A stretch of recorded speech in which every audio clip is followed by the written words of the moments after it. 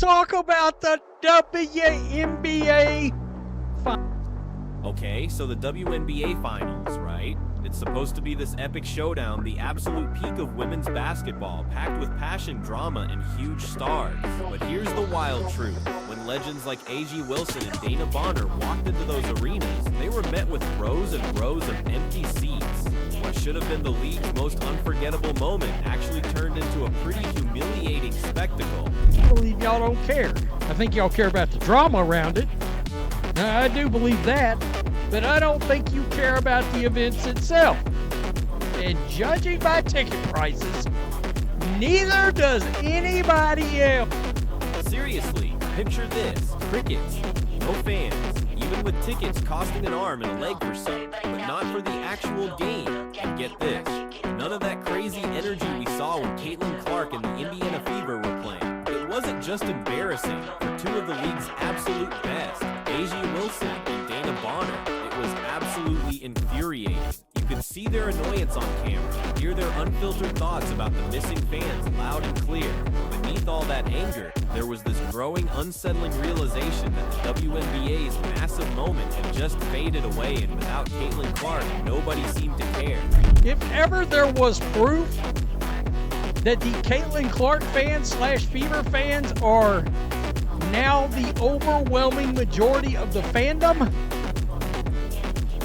look at ticket prices for finals games. Honestly, there should have been insane hype building up to these WNBA Finals. We're talking two powerhouse teams, incredible players on both sides, literal MVP caliber talent, all ready to battle it out for a championship. But as game day got closer, something just felt. No sold-out stadiums, no packed sports bars buzzing with fans, zero viral moments blowing up online. Instead, people were scrolling through ticket sites in total disbelief.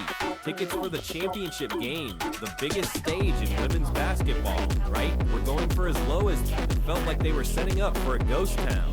Game one, the get-in price for game one matchup between the Aces and the Mercury for a WNBA Finals game.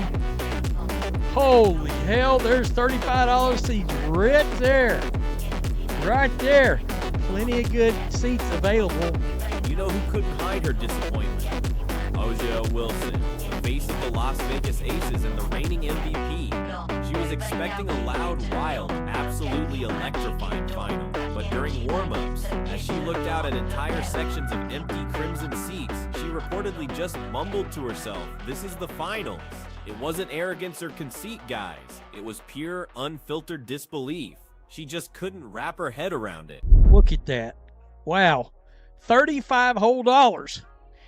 This might be the best part of the video for the WNBA, because when you gauge the interest, to gauge the interest of this series, and it was ugly.